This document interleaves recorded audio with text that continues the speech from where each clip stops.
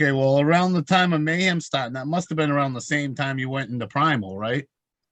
No, it was Primal didn't happen until A little bit after that. Mayhem happened and then Primal happened. Yeah, like right a little bit after, right? Yeah, because when UCW was running is when Primal started up. It was all right around the same time. Okay. I know Primal started on 3/3/2000. March That's 3rd, 2000 right. Because I was the came first back. show. Yeah, I came back from the cancer in late 99, early 2000. Okay, so I was you only remember back for like 3 months before I even got in the Primal. Oh, okay. I'm trying to Yeah, remember if you were on the first show or not. for Primal, I should have been. Yeah. The first show I only have a highlight tape of. I'm pretty sure I worked every show for Primal until I left. Do you remember the first show? That was the one where it was NEWA versus Primal. No, I was not there. Okay. I was actually wrestling for UCW that night. Okay. I came in the very next show. I know you on the second show. The second show was you against Vert with the dog collar match. Correct. Well, let's rewind it a second. Let me hear the story of how Vert was a Storm brother. How did all that begin? The whole beginnings of the Storm Brothers. Oh, Jesus. Well, we were the Freedom Force in NEWA. Okay. Vert was part of that? I never knew Vert was part of Freedom Force. No, he wasn't. Okay. So we went from NEWA and we went to YPW. We decided to get rid of the cartoon names and we went to our real first names and we just changed our last name to Storm to become a brother tag team because everybody thought we were brothers anyway. So we said, fuck it. We might as well just do it. And then when we became the Storm Brothers for YPW, we became friends with Sandy Starr. And we met her son, Kyle. And before he even started wrestling, the very first T-shirt that Matt and I ever sold as the Storm Brothers was a drawing that Kyle did of me and Matt, cartoon characters. And that was the front of our shirt, which is the very first shirt we ever sold in wrestling. And then from there, we just stayed close to Kyle, and then he started wrestling. And we did a show for Power League. And one of the matches was going to be a six-way. So I looked at Matt and I said, why don't we just bring in fucking little Kyle as a Storm Brother and bring him in as our little brother? And he goes, Kyle, his name is Kyle. We can't bring him in as a Storm Brother. I said, well, give him another fucking first name. But he dresses like us anyway, and it'll work. And plus it gives us our third partner that we can pretty much, we'll run the thing and not really have to worry about it. So we had to think of a name. So we ended up coming up with Ryan Storm. And we worked for Power League and we did a 6-man tag. And here comes little Vert. And then when I came into Primal, we did a gimmick where I believe it was Vert that was accusing me of trying to hold him down. We were still pulling off I'm his older brother and I'm trying to hold him back angle. So I said, well, we're about to do what Dad used to do, little boy. We're gonna go out back and we're gonna go to the woodshed. And that's when I brought up because my finish hadn't been called the choke collar yet. That's actually where I got the name from, that match with Vert. Oh, wow. Yeah, that was a fun match. And then after that, the show after that, I think I wrestled Thrash.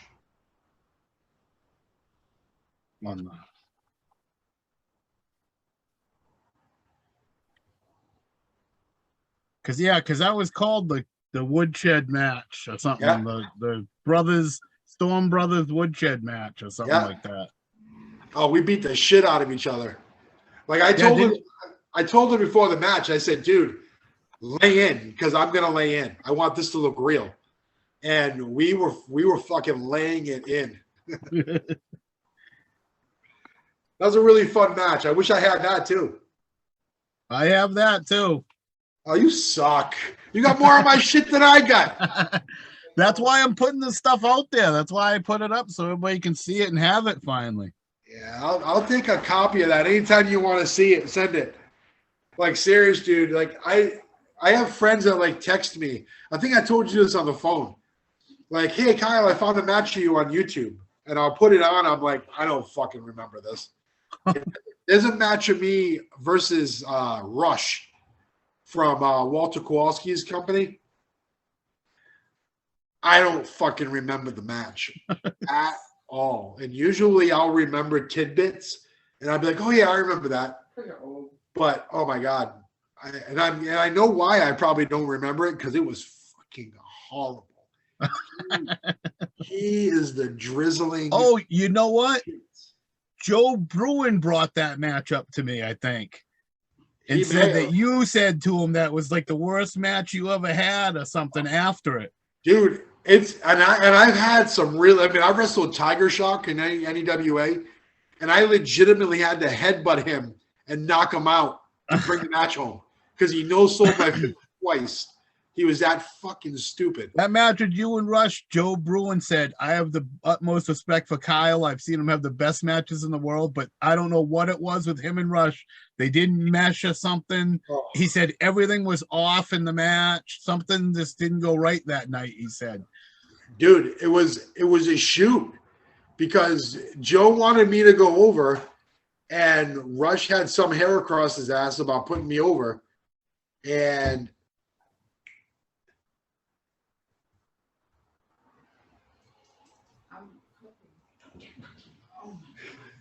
hold on, my stepson. Oh.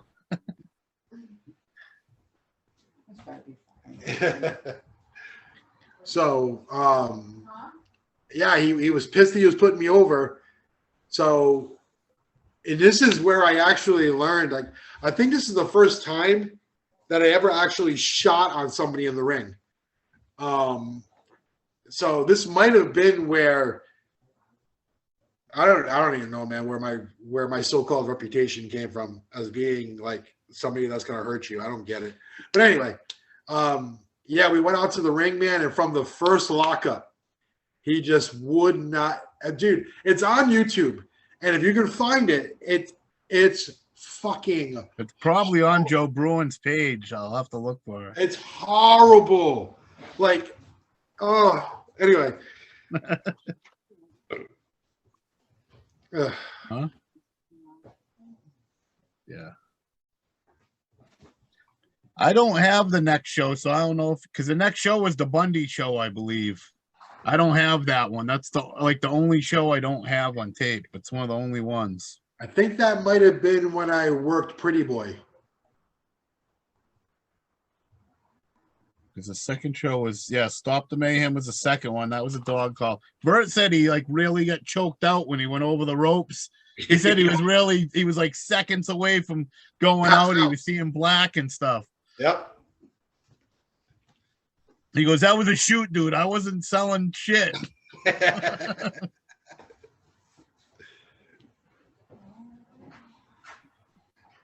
show after that was Return to Wonderland. That was the show where you won the belt with the intern, John Cronus. I think the show you're missing is me versus Pretty Boy. Okay, that's the Bundy show, the show that Bundy was on. Yeah. I know I'm missing it, and I know Bundy was on it. You know, I know it was that show. It's got to be the one I worked Pretty Boy. No, wait a minute. I couldn't have worked Pretty Boy because we were in the same faction. Who did I work?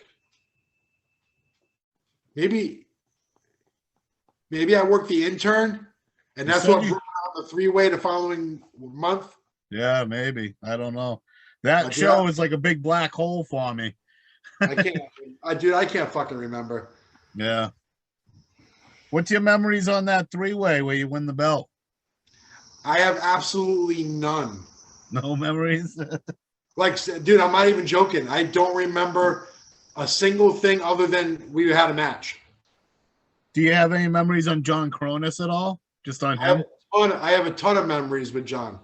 The first time I met him is when he worked for us in Mayhem. That's where we met John. And Right. From there, I did a couple shows with him out in Pennsylvania with Dave Donovan. And I worked a couple of shows. Like he worked for Anthony one show, and him and I did a tables match. We worked another show together. Oh, maybe Jersey. And then I worked a show where he was the third member in the three-way. So. And I believe from here you go to Chaotic. Yep. But I think we skipped the PWF. PWF happened after Chaotic. Oh, it was after Chaotic? Okay. Yeah. So let's go into Chaotic then. Yeah, so how that came about. How did they first approach you? What's funny is I was booked for Loco Bazooka. That was the first show with the new ownership. Yeah. Before that, it was strictly just untrained guys working. And then Randy Miller and Jamie J. Mikowski came in and bought that company and became the Chaotic that we know today. Right. So I was booked on the show, and I was also had plans to go to a party that weekend. So I'm thinking that this is that backyard fucking shit. Again, young and stupid. So I couldn't make the show. So Matt goes to the show because he was part of the Damned at the time. And so we were talking, and he goes, yeah, it was a pretty good show, blah, blah, blah, blah, blah. And he goes, they're getting ready to start offering contracts. And I'm like, fuck. All right, I guess I just fucked that up. So Anthony was one of the first guys on the contract. And I was Anthony's partner in IIW. So he brought my name up to Randy because Randy was renting our rings. And Randy was like, oh, yeah, we had him booked for Loco, but he no-showed. And so Anthony did some smooth talking and got me another shot. And that's the night I wrestled Tony Alice. So, yeah, exactly. So, and then after that match, I got offered a contract. And in that time, it was unheard of that guys were getting guaranteed money every month, no matter if they worked or not. The only caveat is that we couldn't work for any other New England companies. So that meant the company that I was part owner of, I could no longer work. So I had to drop that title to Gary Gold, which I did. And then Peter Primal, I had to drop. So that just got done, like I said, the way it got done. And the Phil Apollo title, he never ran another show. So I was the one and only champion of that company. I guess I didn't put ass in the seats.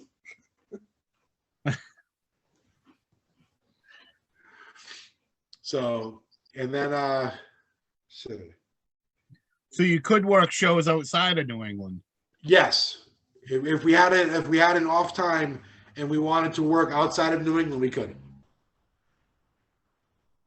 Could you work shows inside New England if they gave you permission? Did that ever happen, or that just never happened? It only happened with IIW. There was a couple of things that needed to happen, so I had to go work. That was the only company that I was allowed to work for.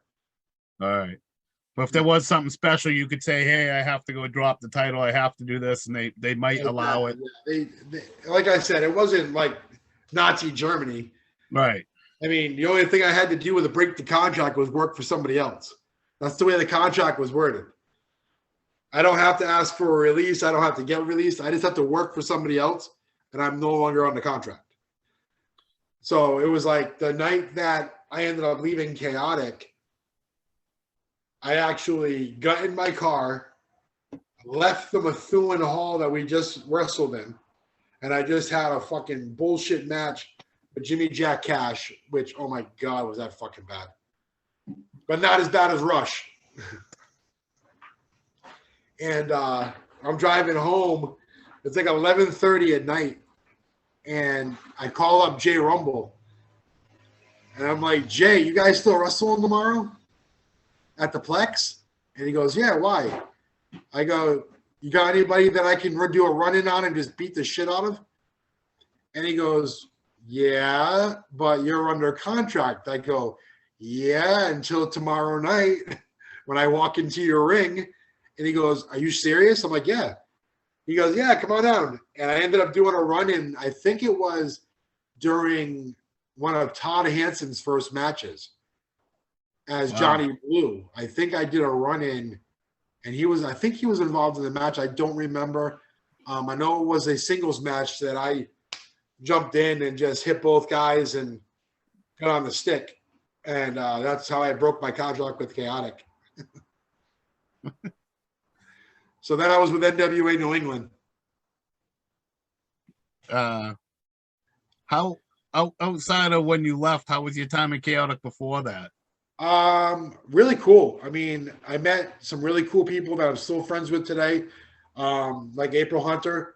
I was there right at the beginning of her career when she started working with Arch Kincaid. I met Aaron Stevens right at the beginning of his career. So he's a really, really nice guy. I used to go in them early shows at the very beginning. The early shows when you were there and they were the people you were talking about. I used to go to the early shows. I never went like the later shows. Yeah, Lewis and I became good friends. That's when I won the titles with Spike Dudley. Yeah, I was at that show. I have that on tape too. I got that up on my page. Yeah, Lewis and I had some really, really good matches in Lawrence and in Worcester. Yeah, I got one of them up on my page too, I think. Oh, really? I think the Lawrence one, I think I have up. One of them. Oh, shit. But yeah, I mean, it's the late 90s and early 2000s were a lot of fun for me. It was my singles run. I had been a part of a tag team for pretty much the entire beginning of my career. And then from Primal, actually all the way from Mayhem to Chaotic, and then NWA New England, and then PWF, I was pretty much a singles wrestler. And I was having the time of my life. Like, it was so much fun. Do you want to touch on that at all? What happened with why you were a tag team and then single? Well, there came a point during the fallout with Mayhem that Matt and I actually stopped talking for 3 years. And that's when he started the Damned with Vinny. And they went on their very productive run between Maine and PA. They pretty much worked everybody. SAT, Chris Daniels, Kazarian, like all those guys. They had tons of matches with all those guys. And then like we stopped talking, and then I came back from my cancer, and that's when I just decided I was going to go singles. Because I'd never done it, so I said, "Screw it! How hard could it be?" And it was a real big learning experience after having a partner for so many years to go singles. But it was fun. I learned a lot. Okay, because I noticed you said you were talking to him. You're like, "Oh, me and Matt were talking," but so I just wondered why you two weren't together if you were talking. Because we had just started. I mean, we went 3 years without speaking, and then we ran into each other at, what show was it? I think it might have been the Chaotic show. It was the first time that we had spoken, because it was the first time we were in a locker room together. And I shook his hand, and then I think it was me that reached out to him. Like, it was probably shit. Probably like 3 months after I landed on Atlas, I reached out to him and said, "Look, we got to talk." And that's when he started telling me about PWF, and he was going to start up. He was going to take over the ACCW, I think, out of Connecticut, ICCW, and he was going to turn it into PWF New England because he had been working for PWF in PA with Steve Carino, and Carino was trying to branch out. So Matt said he would run a company up in New England. So that was right around, like I said, I left Chaotic, and then I was coming to the end of my time with NWA New England. And I was like, I think I want to work for somebody else. I told Matt, I said, "Is there room for me?" And he goes, "Yeah, there is." And I'm like, "All right, so how do we do this?" And he goes, "Well, a bunch of your students work for me already." I said, "Yeah." He goes, "And everybody knows in New England, in this area, that you and I have heat." And I'm like, "Yep." He goes, "Why don't you just jump in the ring, grab the stick, and start going off on me?" And I'm like, "All right." I said, "But Matt, if we do this, it's not going to be a cheesy pull apart, let go, pull apart, let go."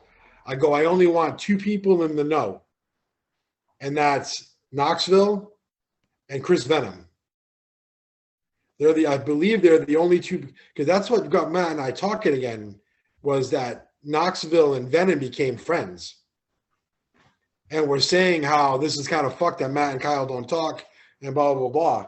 So they actually orchestrated me reaching out to Matt and everything. So kind of like, so when I did the run-in, they cut my mic. They did the whole thing like they should have done. And then Matt comes storming out of the back, and people are like legitly trying to hold him back.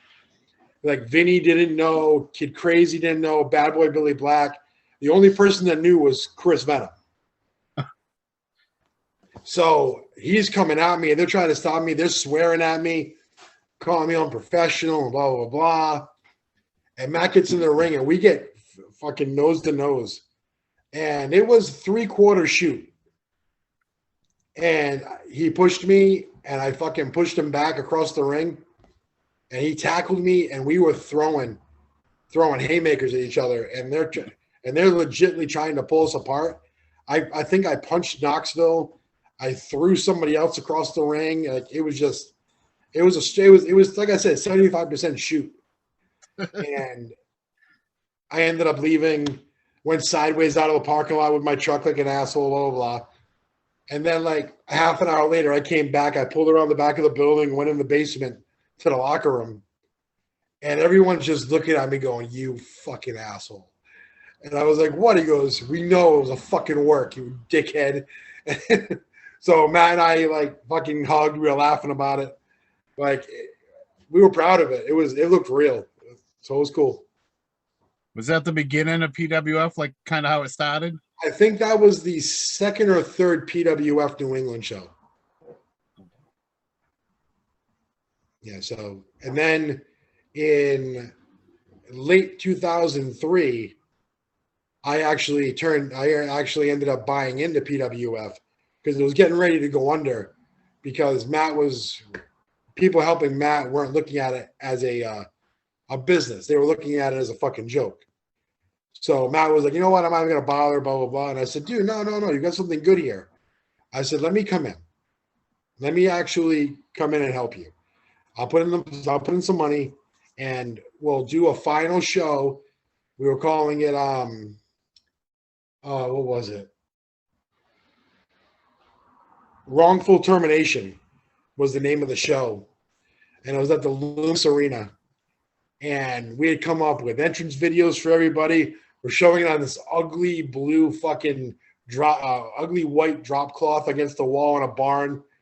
And that's when we announced that I was buying in. And it was funny too, because we gave a speech before the show started.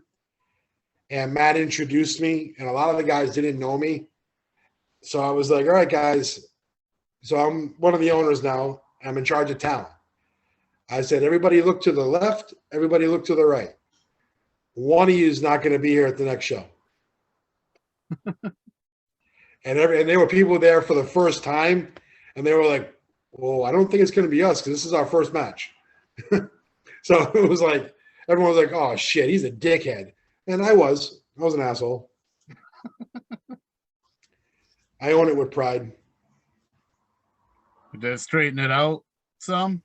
We ended up doing a lot better and ended up to the point where we merged with because NECW had went under when Bob Evans left Sheldon Goldberg. And then Matt and I had the worst idea we ever had because we didn't need to. We thought it would be beneficial to merge with Sheldon because we knew of the image of Sheldon Goldberg and not so much the reality of Sheldon Goldberg. And there's a reason why he goes through business partners, like not long after we start the company with him. So we came up with the idea of merging with NECW, which in the beginning was all right. But then we really started to make the push for TV and step up our production and the money that was being spent. And it just got to the point where somebody sitting around the day of a show doing nothing but listening to himself on the radio, marking out for himself instead of doing productive shit for a company was just enough. So that's when we closed up NECW and when Matt and I went back to PWF New England.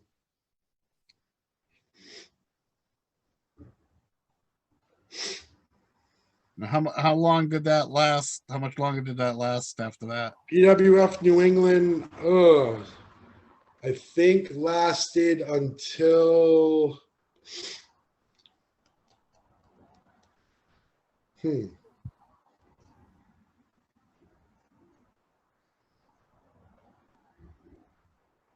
Good question. I lost track. I know I used to watch it in like 2003, 2004, 2005. I used to watch it back then, but I don't remember. 2012? 2012? Yeah. Somewhere in there. Yeah, somewhere in there. Yeah, wait. Yeah, my dad had just passed away. And that was one of my last shows. And then the company closed 6 months later when I left. All right. So, what are you doing from there? Just mostly just indie shows around the area? No, I didn't do anything until I moved back in 2013. And then I started working for Jason's company out of Mass. I can't think of the name. It's what Bell Time became. Well, it became Bell Time. Was it UCW? UCW was Anthony's old. No, but didn't Jason have? What was Jason's company?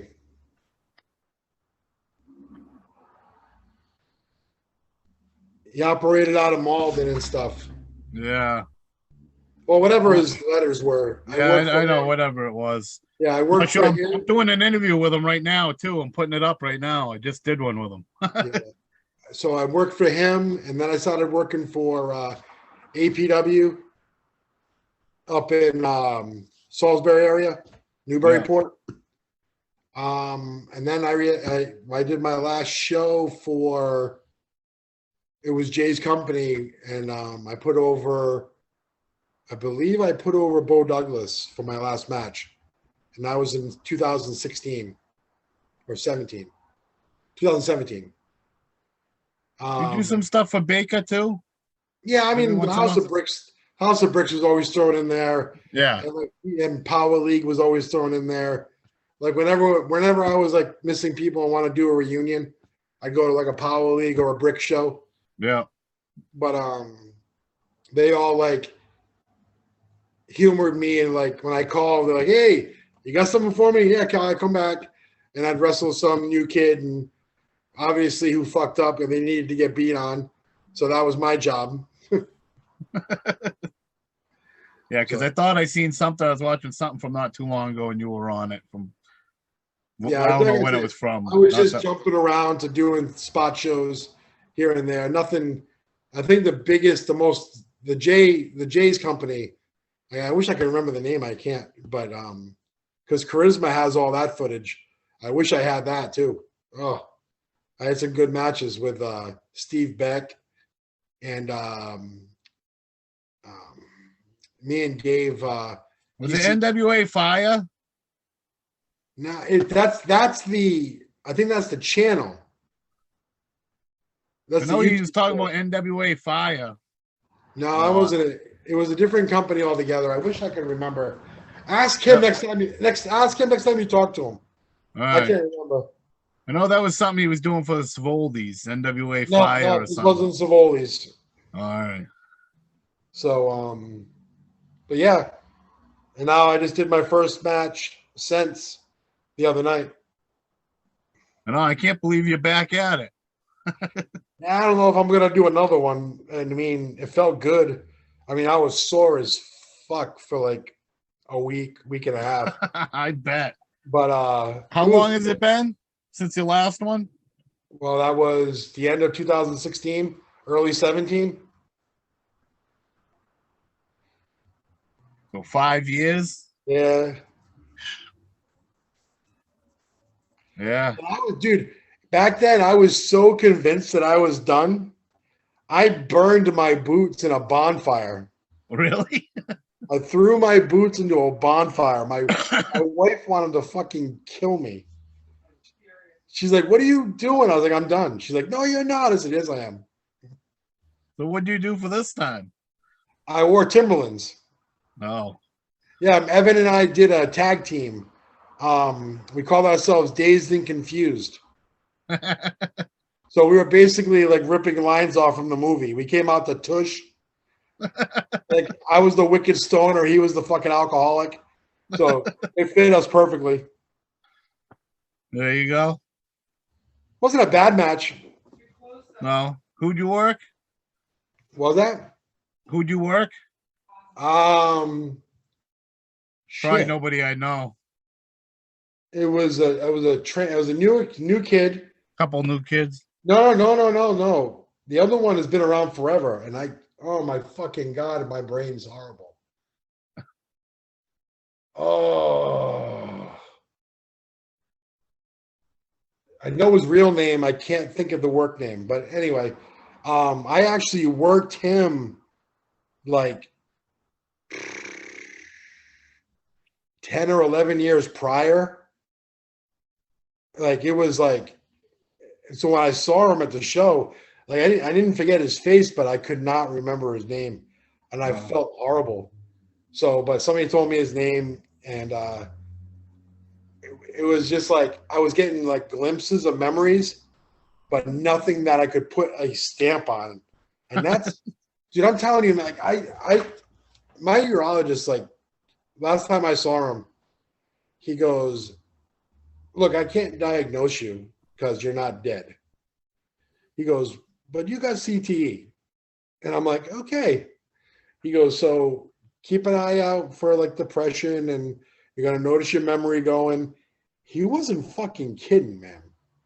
Oh shit. It's not fucking. My memory is fucking horrible. Jobs in spots, right? Yep. Like that's why I like watching like old stuff or seeing an old picture because it sparks memories. Like I feel like an Alzheimer's patient. Comes back when you see it. See, I should have wrote my life down in a notebook. It could have been a fucking movie Yeah, it's true. where I go crazy at the end. And you read it back and it all comes back at the end. Exactly. Exactly. If that works in a fucking movie, it's got to be real. So, but like I said, Chop, if we can ever get like a group together to go through like certain sections of 90s and 2000s New England like timeline history, like from people that worked with each other but in different companies. Yeah. Like get Derek, Reverend Redemption, get Donnie, get me, get Matt, like different people, like Sonny Goodspeed, like different people from the New England area that worked in different areas during the same time. You'd be amazed at the fucking shit that went down, man. Oh yeah, it's awesome. Now that I got this paid for, I can even talk about multiple people at the same time and stuff. Look at you getting all fancy and shit. Yeah, I been a breakdown. I didn't want to. Fuck. Pretty soon you're gonna get yourself a studio, brother. Gosh. Clean the basement. I know it. Well, yeah, I know. I got the room down there. Clean the basement. Set it I up. feel like if I do that, I'll be down in the basement all the time. I'm sure people wouldn't object. Yeah, they probably wouldn't. I do probably got to clean out a little spot down there. That's where we had our PWF studios, was in our partner's basement. And we had it all set up with a backdrop and the whole 9 yards. And we did, then we superimposed video behind it. So it was cool. Yeah, I could definitely do that. I probably should set up a little. There is a room down there already built down there and everything. Just setting it up, cleaning it out, and all that. Yeah, they're ready, brother. I tell you what, set it up. I'll be one of your first guests. Oh, there you go. I used to work right next to you, so I know how to get to you. Right. And you've been here already. Yeah, true story. Hey, you still want me to do them tapes? Yeah, I got to get them together before I put them in storage, and then I'll run them up to you. All right, just let me know. And when you run them up to me, I'll order that thing. Absolutely. We got to do another part of this. Yeah. We'll do a better, more in-depth. I want to do other things too. Like I want to do like watch-alongs. Like I can put that match on and we could watch it together. Dude, and call it and talk about it, you know? That'd be fantastic. Imagine doing one you don't even remember. That's what I mean. I would love to, if you want to do that, watch my Primal matches with me, and then you can put it into the look back in Primal, and have everybody that worked those matches call them with you and talk about them. That's what I think. That would be pretty cool to do stuff like that. Absolutely. Now you're paid for it, you can fucking do it. Call your own matches, even watch another match. Like imagine watching like Ric Flair versus Dusty Rhodes. Watch, like, we're world class fans. Imagine watching Iceman and the hair cream match, and us watch it together. And call Buddy Robert, that was such a good match. You know what I mean? I think it'd be cool to watch something like that and just call it. It'd be cool, just two old school fans watching something like that, like bring back memories. You know what I mean? That'd be cool as shit, man. Yeah, you know. So I got ideas to do stuff like that too. Once the ice is broken with people like us, I think there's limitless things we could do. Yeah, just let me know. All right, cool. So once I know people are down for stuff, it's like, all right, cool, but it's hard to break the ice that first time. You know what I mean? Yeah, but it seems like usually once people the old bastards. Right. But it seems like once people do this, they're like, hey, that was a good time. I'd do that again, and then. But yeah, I think watching matches would be a cool idea. Yeah, like I said, if you want to send me over that stuff so I can watch it, that'd be fantastic. All right. So I will talk to you later, brother. All right, man. Thank you. Peace. Peace, man.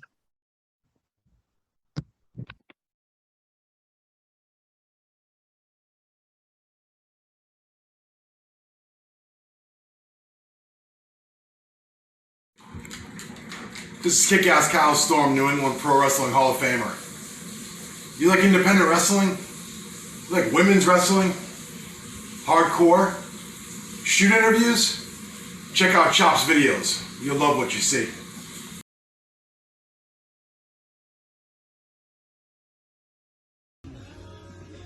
What's up, guys? Teddy Goods here, and for all of you who are junkies of early 90s independent wrestling, especially from the New England area, I need to let you guys know about Chop's videos on YouTube.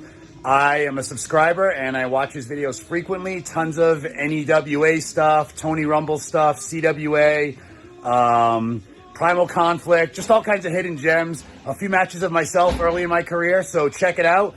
Chop's videos on YouTube. Have a good one, guys.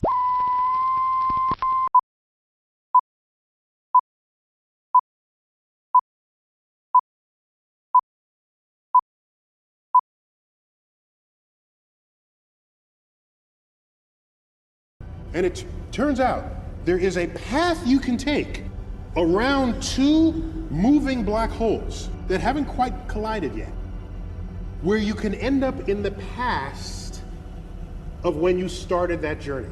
It's backwards time travel, according to calculations from Einstein's general relativity, is enabled by the severely distorted fabric of space and time, such as what you would get with black holes that came in their own proximity.